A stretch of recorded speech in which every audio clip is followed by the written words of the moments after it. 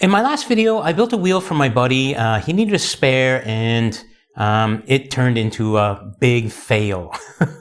So what I did is I rebuilt the wheel and, I wasn't going to like show you because I did it really quick and, it would take too long to film it when I can just do it in 10 minutes. So basically this is what happened here.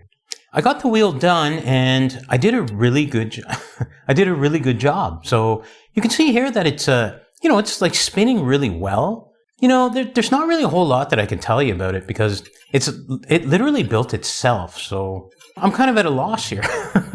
So what I'll do is I'll just kind of show you the things that you would do to fix the, whatever little nuance needs fixing on the rim. So you can see that it's kind of waving back and forth. And, what we're going to do here is just kind of try to get that wave out first, okay? And then after that, we're going to go into the radial truing. And you can see there, I kind of got it it's pretty much in between the caliper arms there.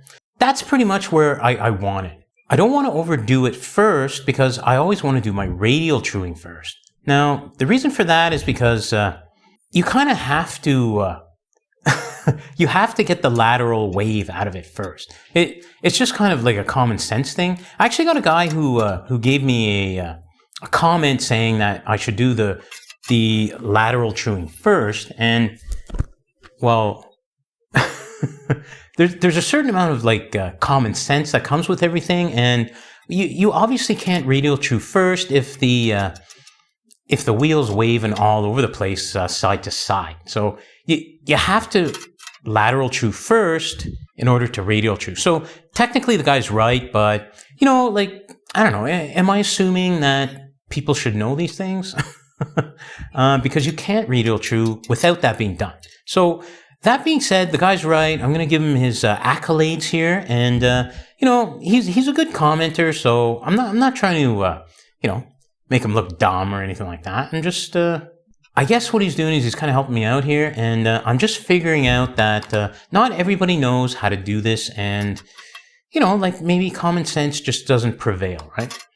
So anyways, you would lateral true first, like I showed you there, and it's pretty much laterally trued already. So we're just going to move and start looking for our loose spokes. And I got another comment where a guy said, he was asking me about whether you would move clockwise or counterclockwise to tighten and loosen, and I told him that it's not it's not so cut and dry, but that's only because I will true from the top and the bottom. Now, by the bottom, I mean between the caliper arms, and on the top, I mean so I can get leverage. Sometimes spoke nipples are really tight. To loosen them or to tighten them, you have to really use some leverage, and I can't do it down there.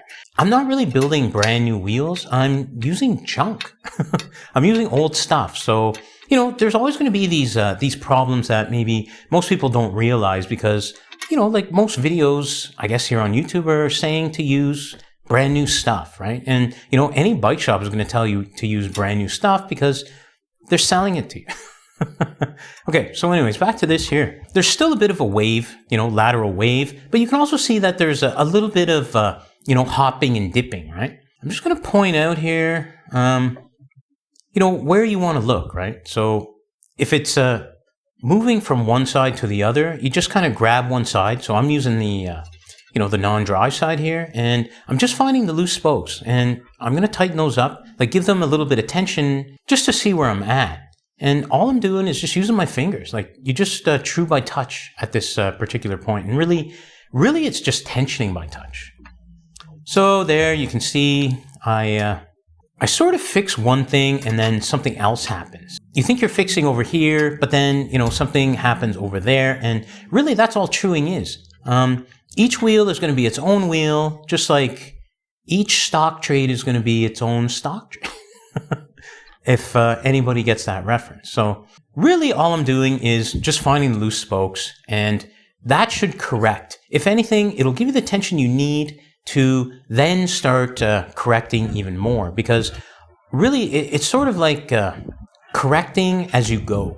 You're just correcting larger imperfections to smaller imperfections to even smaller imperfections. Sometimes there are hops, sometimes there are dips, and that's all it is. You just have to really recognize what it is that you're trying to do. To a certain degree, this is important, but it starts getting into advanced kind of radial truing. Most of the truing videos that I've ever seen, they always say that you're supposed to tighten them in pairs, right? Or loosen them in pairs if there's a hop or a dip. Now, that's true, but sometimes all you need to do is just tighten one spoke. As you get better at it, you'll start seeing that, the tension is right on, let's say, the drive side, but it's not right on the non-drive side. So you would either tighten or loosen, correct on the spoke that needs it. Because sometimes the non-drive side, it's too tight. Sometimes it's too loose.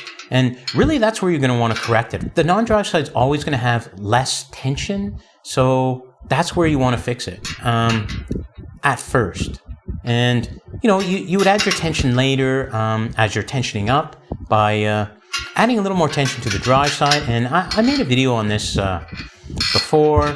And, as a refresher, when you're tensioning, you basically want to turn all the spokes a certain way, all the nipples a certain way. So, one turn per nipple, one turn per spoke. And when you're doing this, you just add more to the drive side, and that way you get your dish. So there we go. You can hear that squeak there. And basically what I'm doing is I'm loosening on the drive side. And what'll end up happening is it'll push the rim over to the non-drive side. Okay, so you can see here, at this point here, I've just gone round and round and I fixed all the imperfections. The new imperfections I fixed, and, it's created other imperfections, but each time it gets smaller and smaller. So slighter and slighter imperfections. And then you end up with what we got here. There's a little bit of gimping back and forth there, but honestly, at this particular point, it's good enough.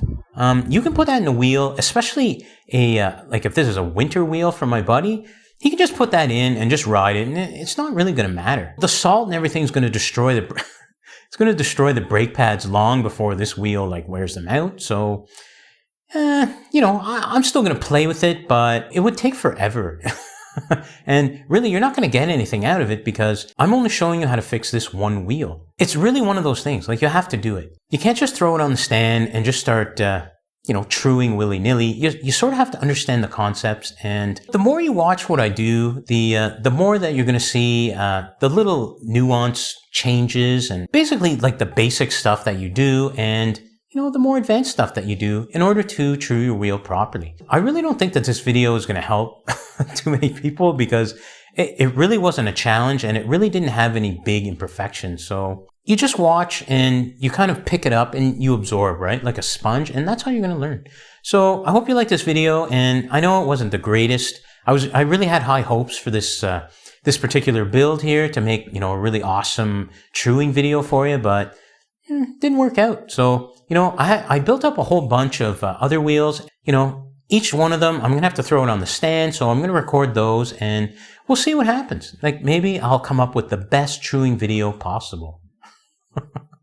Okay, thanks a lot. And I'll catch you on the next video.